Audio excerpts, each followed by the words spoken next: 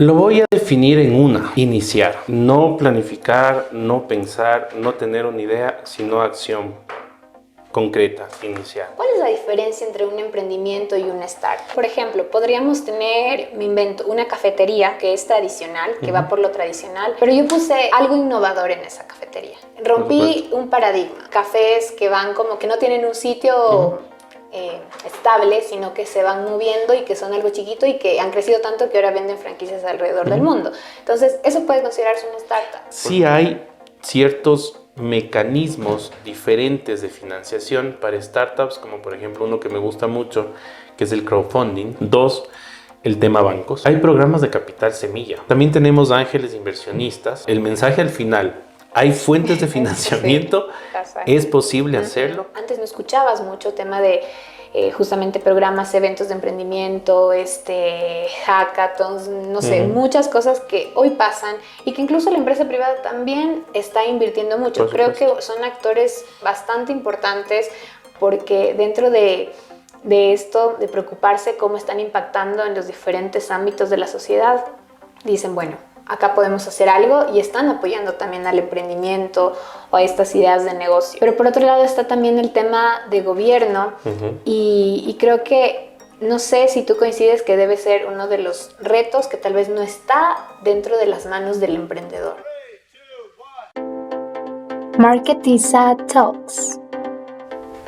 Hola y bienvenidos a un nuevo programa de Marketiza Talks. Para mí es un placer estar con ustedes nuevamente, compartiendo conocimientos, experiencia y sobre todo creciendo un poco más a través de estos espacios justamente que nos ayudan a entender un poco más cómo funcionan los negocios, cómo funcionan los diferentes ecosistemas que se forman a través del mundo empresarial o del emprendimiento. Y justamente hoy vamos a tener una charla con un experto en la que vamos a estar aprendiendo mucho del ecosistema emprendedor del Ecuador. Con nosotros hoy nos acompaña Ricardo González. Él es máster en Administración de Empresas, MBA de la Universidad EAFIT con énfasis en mercadeo. Tiene un certificado de Innovation for Entrepreneurs and Startup Funding de la Universidad de Maryland en Estados Unidos. Es organizador, mentor y jurado del Startup Weekend Quito, Cuenca en Ecuador. También fue organizador, mentor y jurado del Startup Weekend de Medellín, Pereira en Colombia.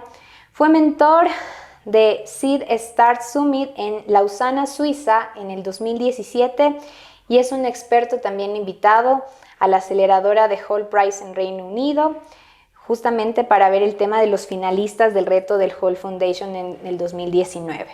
Es docente de emprendimiento e innovación a nivel de posgrado en universidades del Ecuador, en algunas universidades del Ecuador, y sobre todo es un amigo también y colega, así que para mí es un placer tenerlo en este episodio donde justamente estamos estrenando nuevo set. Estamos hoy en Mutare, oficinas y coworking, que ya les voy a contar un poquito más adelante dónde queda este coworking, que de seguro para quienes tengan o necesiten espacios para trabajar, para atender a sus clientes, pues seguramente este es el espacio ideal para ustedes. Bienvenido, Ricky, para mí es un placer tenerte en este espacio. Muchísimas gracias, Isa, no, para mí un honor y chévere poder compartir lo que tú decías de este conocimiento con más emprendedores y poder de alguna manera aportar. Gracias por la invitación.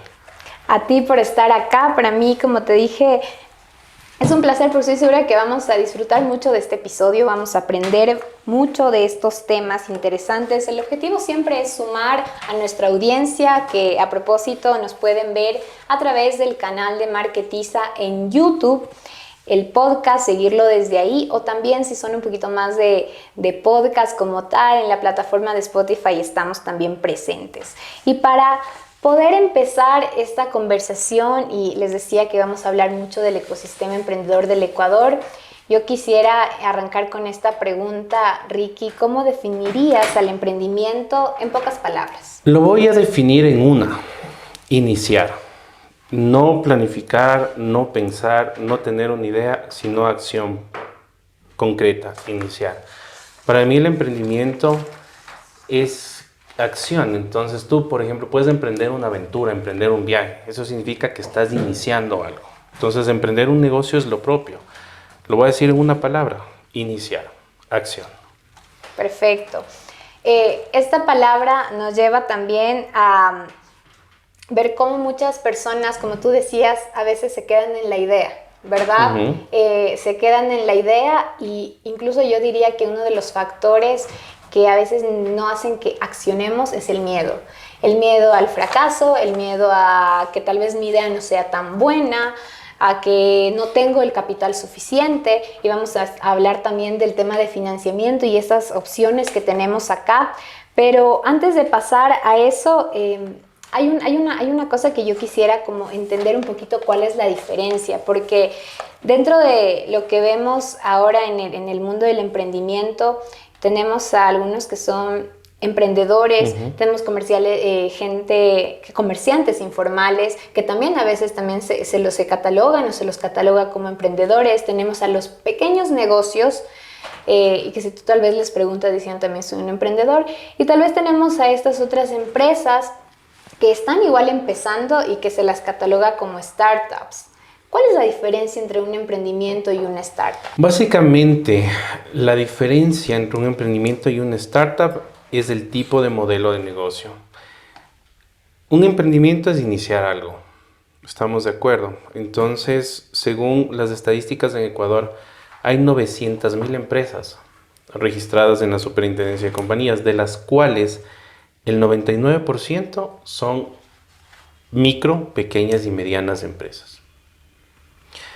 Es decir, que el grueso de empresas del Ecuador son justamente las micro y pequeñas empresas, emprendimientos. El modelo de negocio de ellos es más tradicional, es un modelo de negocio ya probado, ¿sí? Lo que tú decías, comercializar algo, una peluquería, un restaurante, que está bien, es un emprendimiento y dinamiza la economía del país. Las startups, este nombre que se ha vuelto bastante común, digamos ahora, es un modelo de negocio nuevo, diferente, que ha roto un paradigma. Cuando hablo de romper un paradigma, es algo que antes estaba establecido, vuelvo y repito, en un modelo de negocio tradicional, un crecimiento quizás lineal, y la startup vino a romper cierto paradigma de cómo se hacen las cosas en un mercado. Perfecto. Tiene algunas particularidades, tiene un valle de la muerte, que se lo llama así porque empiezas a probar tu producto, a ver si tiene o no mercado, a ver si realmente es aceptado. Incluso hay una curva de aprendizaje ahí, de educación al mercado, y puede tener un crecimiento exponencial. Entonces yo creo que básicamente esa es la diferencia, el modelo de negocio. De emprendimiento tradicional, la startup quizás un nuevo modelo de negocio. No me atrevería a ponerlo tanto como tecnológico, pero puede tender por ahí, pero en sí es un modelo de negocio que puede romper un paradigma. Perfecto. Eso es súper importante aclarar, porque muchas personas, yo incluida en su momento, pensaba que la startup tenía mucho que ver con tecnología, porque muchas de las startups que conocemos están atadas a modelos de negocio que son de tecnología, están en tech. Pero como decía Ricardo, realmente hay que entender que va por otro lado. Porque, por ejemplo, podríamos tener, me invento, una cafetería que puede ser un modelo de negocio tradicional, o sea, que puede ser pensarse que es tradicional, que va por lo tradicional, pero yo puse algo innovador en esa cafetería. Rompí un paradigma. No sé, he escuchado varias, por ejemplo, en otros países en Europa, que son cafés que van como que no tienen un sitio estable, sino que se van moviendo y que son algo chiquito y que han crecido tanto que ahora venden franquicias alrededor del mundo. Entonces, eso puede considerarse una startup. Por supuesto, y viene a mi mente el caso de Willys, que es justamente una cafetería con las características que tú acabas de mencionar, Isa. Entonces, la historia es, no la voy a decir por temas tiempo, búsquenlo, es realmente súper chévere. Pero son micro cafeterías que te venden café orgánico, lo tuestan en ese momento, te preparan un café filtrado, un B60, bueno, varias formas de extracción, pero lo importante es que su modelo de negocio como tal pudo expandirse a nivel internacional. Gracias a la tecnología, sí, pero no dentro del core de negocio de la cafetería, sino como una herramienta, en este caso, para poder decirle a sus clientes dónde van a estar, qué varietales de café tienen, en qué puntos de las ciudades más importantes, puntos turísticos está. Y sí, es una de las cafeterías con más crecimiento a nivel mundial. Una cafetería tradicional, ya sabemos del modelo de negocio, pero en este caso Willy's sí se considera una startup en ese sentido. Perfecto. ¿Sí? Porque rompió ciertos paradigmas y es un modelo de negocio nuevo. Y ahora, entendiendo ya la diferencia de un emprendimiento en este país y las startups, por ejemplo, estoy segura que alguien que nos esté escuchando, viendo, puede decir, yo tengo un modelo de negocio que es disruptivo, que va a romper estos paradigmas y voy a crear una startup. Y cómo para estas personas, porque muchos, y también va a haber otro que diga, yo me quiero poner una cafetería normal, y es un emprendimiento y está perfecto. ¿Qué tipos de financiamiento hay para los dos? Porque en el país, y muchas veces cuando se hacen, por ejemplo, justo hablábamos cuando te presentaba el Startup Weekend y otro tipo de eventos o de programas en los que justamente, incluso con las incubadoras que vamos a hablar más adelante, hacemos que podamos tener un capital bastante fuerte de ciertos inversionistas. Pero tal vez el inversor no va a querer invertir en una cafetería tradicional, sino se va un poco más por la startup. ¿Esto es así o cómo funciona? Hay ciertas consideraciones ahí, porque hay modelos de negocio tradicionales que mueven mucho dinero. ¿Sí? Por ejemplo, si vamos a las estadísticas, del 53% de los microemprendimientos registrados es comercio. Comercio es vender algo, un producto o un servicio. Entonces, realmente, digamos, hay interés. De hecho, hay algunas, nosotros tuvimos, voy a hacer un paréntesis ahí, con una startup que la sacamos, la quisimos presentar, no voy a decir el nombre, para en temas de inversión, un capital de riesgo, donde ellos todavía prefieren en negocios tradicionales porque de alguna manera tienen menos riesgo. ¿Sí? Porque es algo probado. Entonces, sí hay ciertos mecanismos diferentes de financiación para startups, como por ejemplo uno que me gusta mucho, que es el crowdfunding, que lo que hace es que la comunidad, si cree en tu idea, te va aportando. Puede ser una preventa incluso, y si logras recaudar el dinero necesario para empezar, entonces, bueno, vas a retribuirlo a tus clientes con el producto o el servicio. Pero bueno, vamos por partes. Entonces, tipos de financiamiento. Dinero propio, ¿sí? O sea, eso es algo que yo siempre les digo. Si crees en tu idea, si lo has probado, si has prototipado y estás convencido, sí puedes arriesgar tu dinero y es como muchos emprendedores empiezan. 2, el tema bancos. Siempre está un financiamiento, un crédito. Las tasas en Ecuador son un poco elevadas, de acuerdo, sí, pero también tienes otras maneras de financiarte. Hay programas de capital semilla. ¿Qué es el capital semilla? Es un dinero que te da, puede ser el gobierno, puede ser una institución, y ese capital muchas veces no es reembolsable. Eso significa que te dan como tipo donación y con eso pues puedes empezar. Después puedes ir creciendo con, no sé, puedes empezar a buscar capital de riesgo. En Ecuador sí hay capital de riesgo. Hay algunas instituciones, organizaciones fiduciarias que están trabajando con capital de riesgo. Y a nivel internacional incluso hay... igual, muchos organismos que ya están trabajando en Ecuador que invierten mucho en tu startup o en tu emprendimiento, dependiendo de la madurez, y que les ayuda a acelerarse. También tenemos ángeles inversionistas, como su nombre lo dice, son ángeles, a veces llegan en el momento preciso y meten algo de capital a cambio, obviamente, de acciones de tu empresa. Tienes el bootstrapping, que es lo que tú puedes conseguir o levantar tienes familias, amigos, o sea, realmente puedes buscar varias fuentes de financiamiento para el startup. El tema ahí es ver en qué estado estás y cuál es la que mejor te conviene.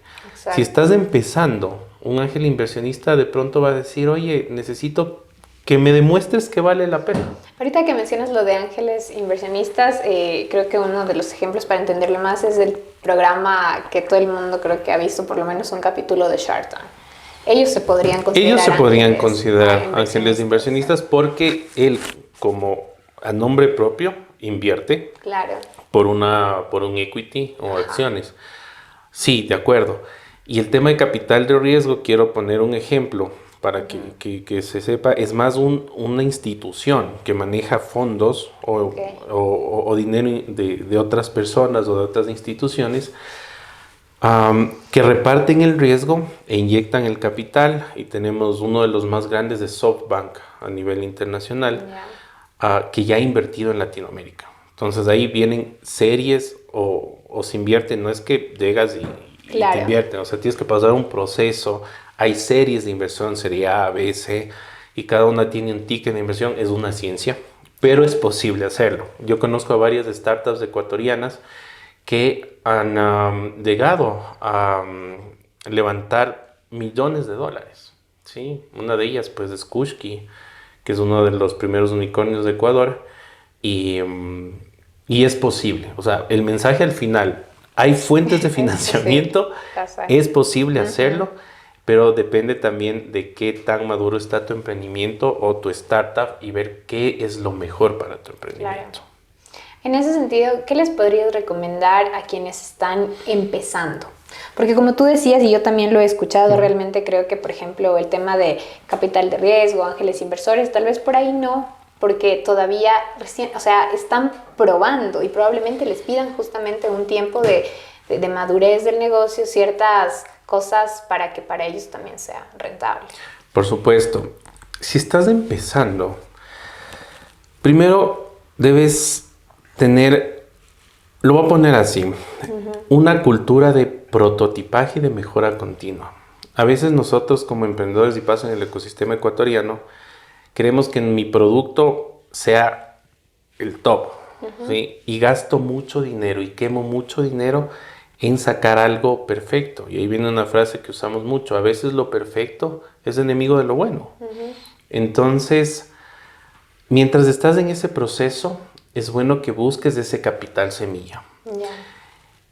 Es bueno que busques esos eventos en donde puedes llegar a obtener un capital semilla. Lo hay públicos, lo hay privados.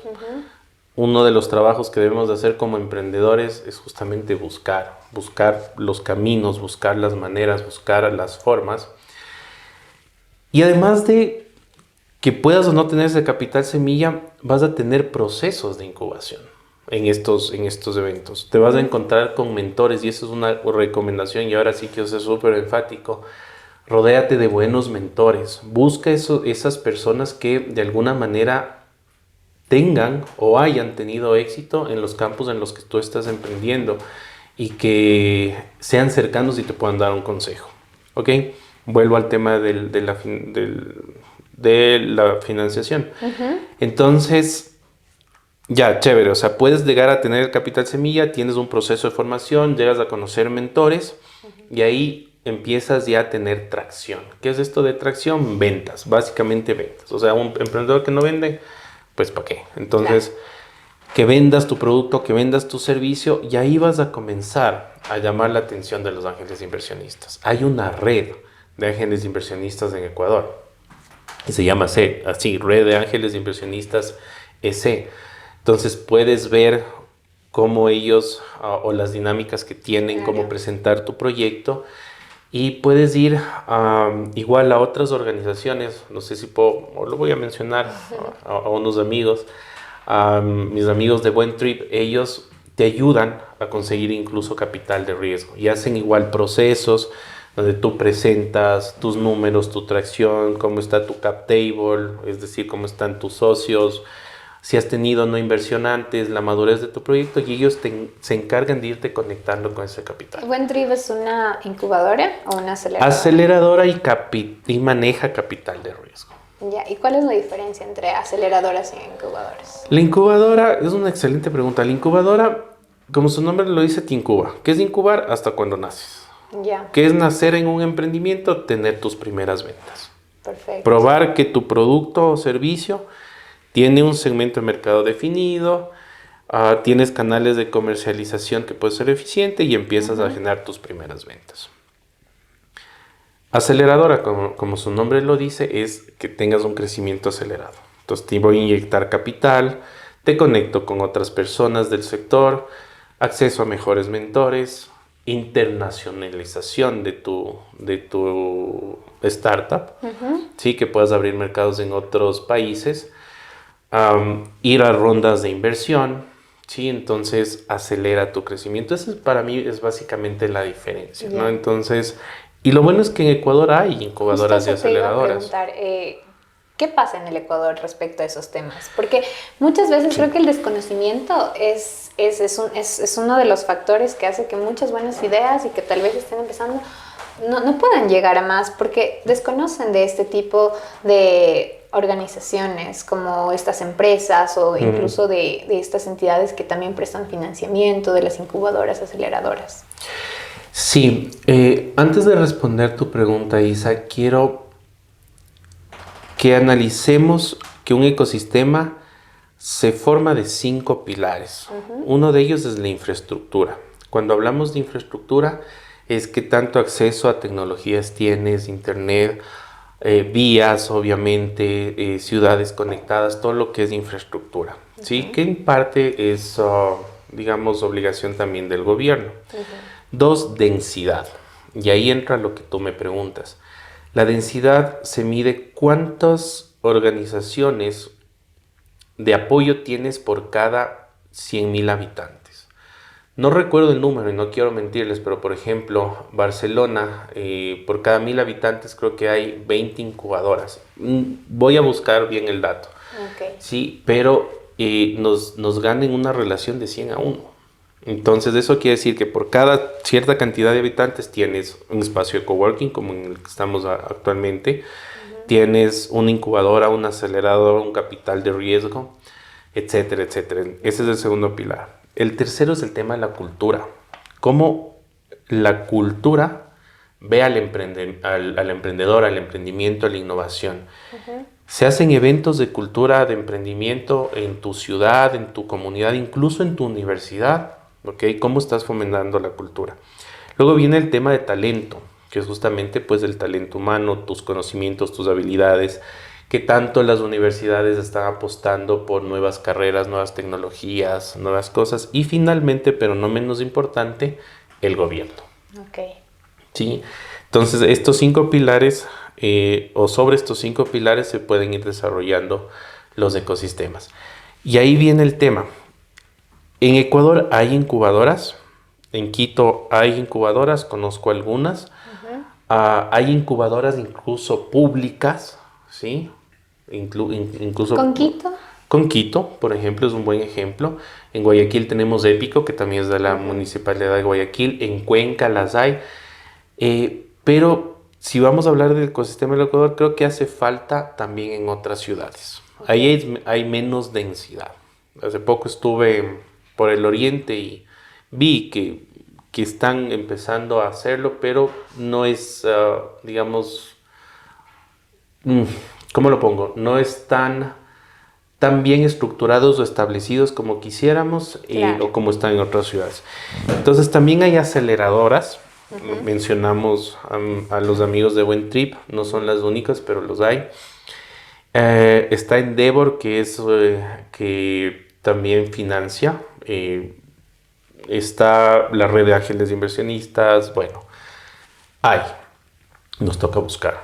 O Claro. sea, eso es algo que es trabajo de los emprendedores realmente.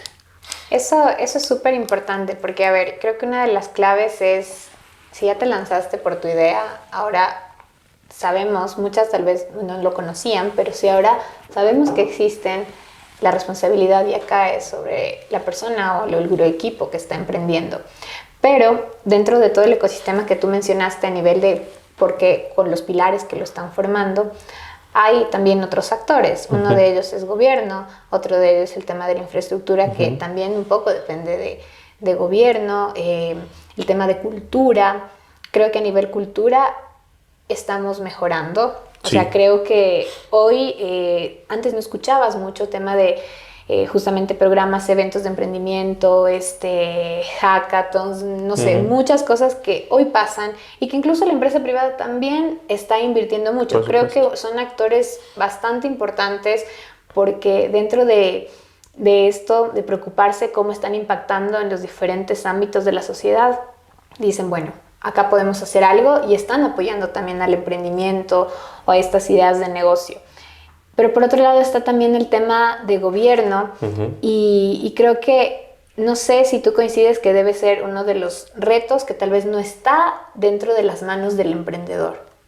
Sale un poco de sus manos. Sí, totalmente de acuerdo. Y en el 2020, o sea, estamos hablando de hace 3 años, se aprobó la ley de emprendimiento en el Ecuador, donde entre las cosas buenas, cosas malas, cada uno pueda interpretar.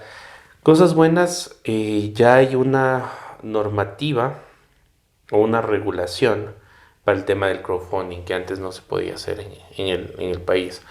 Conocí a varios plataformas de crowdfunding, una de ellas Catapultados, que ya no está vigente, de Guillermo, y le mando un saludo. Otra, Asvaca, que es la única que está vigente, de Manuel Leputré, también un saludo a él, pero que no está en este momento como generando esas inversiones o financiando esos emprendimientos como quisiéramos, ¿sí? Y algunas otras normativas, por ejemplo, el tema de acceso a créditos, de que puedas contratar a tu personal por horas, etcétera, etcétera, que de alguna manera te va a ayudar. Y de paso, ayudé un poco a ver esto o a escribir estas ideas para la ley de emprendimiento. El gobierno sí es a veces un limitante y lo voy a decir desde mi experiencia. Yo soy un emprendedor igual.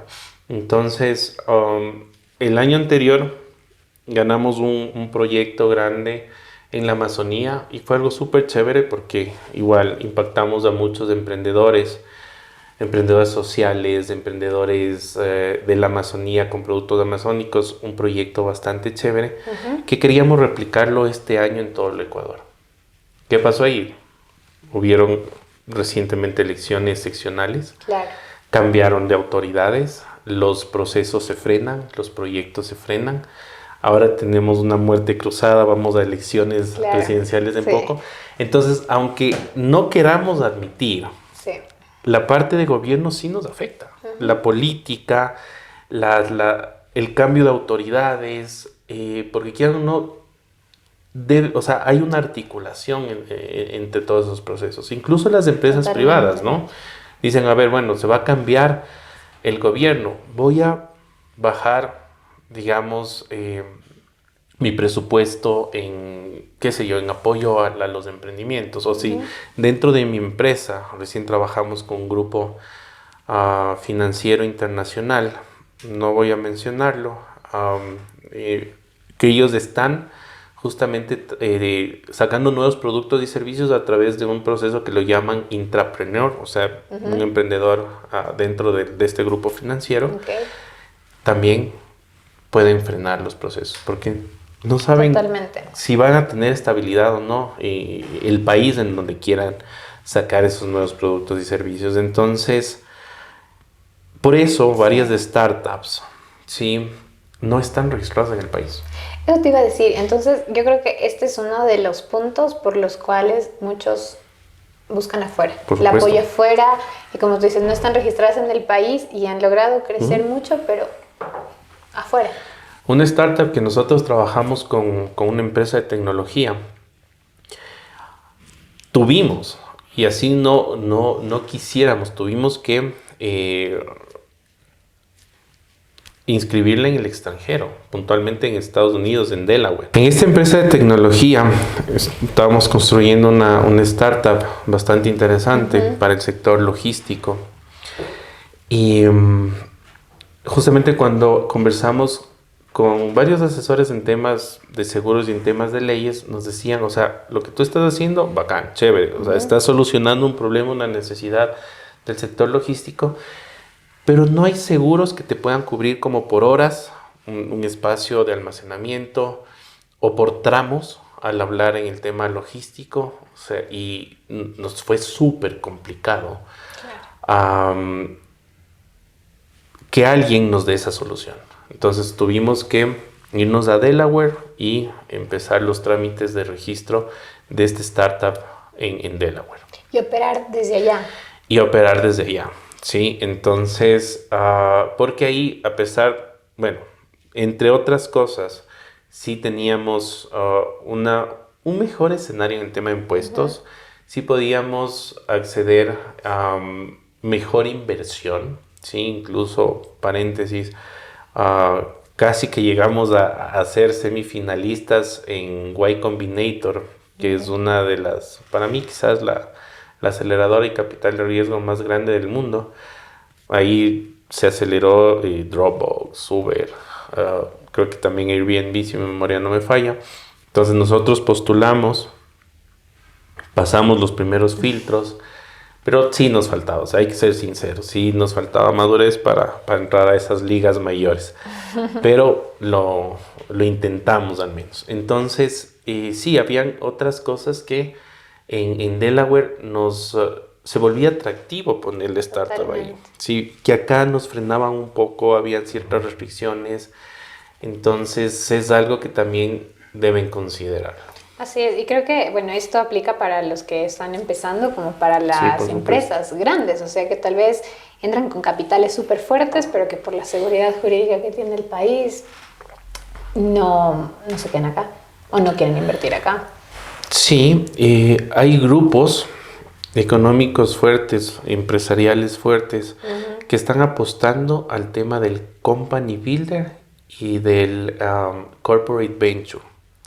Company builder es, para decirlo en temas súper entendibles, es incubadoras dentro de las empresas. ¿Ya? Entonces, tienes tu company builder, le dices a tus colaboradores o lanzas un reto de innovación y ellos proponen productos y servicios. Ahí puedes tener dos chances, o lo sacas, digamos, del grupo como un spin-off, como una empresa aparte, donde quienes idearon, hicieron todo el proceso sean los socios, ¿sí? O pues es un producto más del grupo. Y el corporate venture es el dinero de la corporación, de la corporación, de las empresas o del grupo empresarial. Parte de ese dinero empezar a financiar estos proyectos, sean propios o sean externos. Entonces también baja el riesgo. Y ahí entra lo que tú dices, o sea, en el país, a veces esas inversiones o lo que acabamos de conversar en este momento, de estas nuevas formas quizás de hacer las cosas o de gestionar la innovación dentro de las empresas, a veces no tienen en qué soportarse, tanto en temas leyes, en temas normativas, como también en temas de estabilidad económica, financiera, impuestos, entre otras. Sí hay que cambiar todavía, sí hay un trabajito que hacer a nivel gobierno todavía. Sí, es en verdad. ese sentido. Sí, bueno, creo que es parte de los retos que sí, como de los retos de todos los que queremos hacer empresa y estamos emprendiendo y de los diferentes actores que forman el ecosistema. Pero para pasar un poquito, Ricky, quisiera que nos comentes a quienes nos están escuchando para que no se desanimen, sabiendo que está difícil el panorama un poco, pero hablamos de que tenemos también muchas fuentes de financiamiento, de que no solo el tema tecnológico se convierte en una startup, sino que depende de si tú tienes una buena idea, un modelo de negocio que rompe paradigmas, que justamente sea disruptivo, y la idea es animarse un poco, dejar ese miedo y decir, bueno, o sea, lo voy a hacer. Ahí queremos dar a la audiencia justamente en esta parte claves. claves que tú en tu experiencia profesional, en todo el acompañamiento que has dado a muchas empresas que han llegado muy lejos, ¿sí? Y que han empezado igual así, como una startup pequeña, ¿qué claves crees que son o qué consejos podrías dar para aquellas personas que nos escuchan? Bueno, sí, primero el objetivo no era que se desmotive. Es bueno saber la realidad porque es como a ese monstruo que te vas a enfrentar, como lo decía Sun Tzu en El arte de la guerra. Si conoces a tu enemigo y si lo conoces bien, puedes ganar varias batallas y la guerra quizás. Entonces, si conocemos la cancha en donde vamos a jugar, ¿sí? Podemos ser estratégicos e ir tomando decisiones. Y como decíamos, si no es aquí, puede ser en Panamá, puede ser en Delaware, puede ser en algún lugar, pero esas decisiones tomémosla con conocimiento. Entonces, ahí vienen los tips. Primero, busca, ¿sí?, qué problemas o necesidades puedes resolver de diferente manera y que el mercado las pueda aceptar. Y ahí viene el tema de empieza una cultura de prototipaje rápido, de fracasa, eso lo decimos muy, y es como un mantra, fracasa rápido y fracasa barato, o sea que vas a fracasar, es parte de, sí, Apple, todas las grandes en algún momento fracasaron. Pero si lo vas a hacer, que el producto o el servicio que vayas a sacar y sea un fracaso barato y sea rápido y te deje un gran aprendizaje. Entonces, una. Dos, rodéate de mentores. Eso es muy importante. O sea, a veces nosotros creemos saberlo todo y creemos que leyéndonos unos 2, 3 libros por ahí ya lo vamos a saber todo. Rodéate de personas que han emprendido, que han tenido éxito, que han llegado de alguna manera a ser referentes en temas de emprendimiento e innovación. Busca a esas personas, contáctalas, pides un consejo, tómate un café con ellos. El tema de las mentorías es súper importante. Y quizás el tercer consejo que me dio mi mentora, una gran mentora, Marta Cruz, de ahora Next TP Ventures, Argentina, me dijo: foco, consistencia y pasión. No quieras resolver o no quieras comerte todo el elefante. Si quieres hacerlo, hazlo por pedazo. Entonces enfócate en algo, ¿sí? Foco. Consistencia, más que consistencia, ahí quizás podríamos hablar de resiliencia, ¿sí? Entonces, aprende y desde ese aprendizaje, si fracasaste, vuelve, ¿sí?, a intentarlo, a hacerlo. No te quedes en ese estado de ya no lo voy a hacer. Persistencia, consistencia, resiliencia, lo pondría ahí en conjunto. Y como decía Marta Cruz, pasión. La pasión es lo que nos mueve. Entonces, si tú emprendes por necesidad en algo que no te gusta, vas a ver que a los 6 meses vas a decir: ya no quiero saber nada más. Y perdón la palabra, cuando me emociono hablo mal las palabras, yo no quisiera saber nada más de esta mierda, ¿sí? O por el contrario, busca tu pasión. Por ejemplo, ahora, paréntesis, vamos a trabajar en un proyecto de café. Me apasioné con el café. Ahora, no soy un experto en café, pero creo que ya tengo bases como para saber del tema y me mueve. Entonces, busca ese algo que te mueva día a día. Que cuando te despiertes en la mañana digas: voy a trabajar pero con ánimos. Esto me gusta, esto me encanta, esto va a cambiar el mundo, va a generar impacto positivo. Todo lo que tú quieras, ¿sí? Busca esa pasión porque es el motor que día a día te va a mover. Te va a ayudar a salir de los fracasos. Cuando vayas a golpear la puerta de un cliente y te diga en tu cara: no, no me gusta, ¿sí?, la pasión y la persistencia van a decir: bueno, voy a golpear 100 o 200 puertas y yo sé que una de ellas se va a abrir. Entonces ese sería mi consejo, heredado del consejo de Marta Cruz: foco, consistencia y pasión. Muchas gracias, Ricky. Creo que el tema de la pasión es clave. Yo también considero y estoy totalmente de acuerdo con eso. que si nos vamos a levantar todos los días para hacer algo, o sea, y nos vamos a sacar el aire, pues que nos guste, que por lo menos nos guste, porque si no nos retribuye, hasta que nos retribuye económicamente, tiene que gustarnos. Y la verdad es que creo que cuando lo hacemos así, las cosas incluso se dan.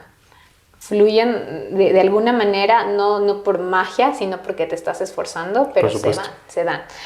Para ir terminando, y es una pregunta que sale un poquito de la temática y es más un poco personal como un tip y consejo también para nuestra audiencia, porque es para conocer un poquito también a nuestros invitados de Marketiza Talks, y es ¿qué libro, película o serie recomendarías? Que puede ser no necesariamente una de emprendimiento, puede ser la que tú quieras. O sea, si me dices Friends porque me mato de risa, perfecto, ahí la cámara es tuya y pues te escuchamos.